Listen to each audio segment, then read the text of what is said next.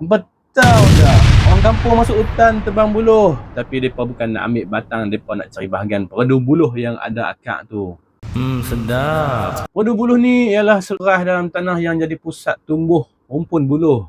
Peredu buluh ni bernilai tinggi pasal depa boleh ubah jadi kraftangan yang sempoi. Depa buat alat kukuh makanan tradisional. Bahagian peredu buluh tu depa cabut elok-elok, tak boleh pecah atau retak sebab kualiti peredu akan tentukan kekuatan dan kecantikan hasil kraftangan. Bila dah ambil peredu tu, depa cuci daripada tanah dan buang akak halus guna kapak. Lepas tu potong ikut saiz pengukuh. Lepas tu depa bagi rapi permukaan peredu tu dengan alat pusing tu, alat apa nama tau, dan tebuk lubang aliran uap. Lepas tu depa gilap licin bagi lawa dan jadilah alat pengukuh. Dia tahan lama dan cantik dan juga jadi bukti kreativiti orang kampung manfaat bahagian buluh yang tak guna. Cenah. Kalau hampa tengok peredu buluh ni hampa buat apa? Hampa ambil ke hampa buang macam tu je. Sila komen.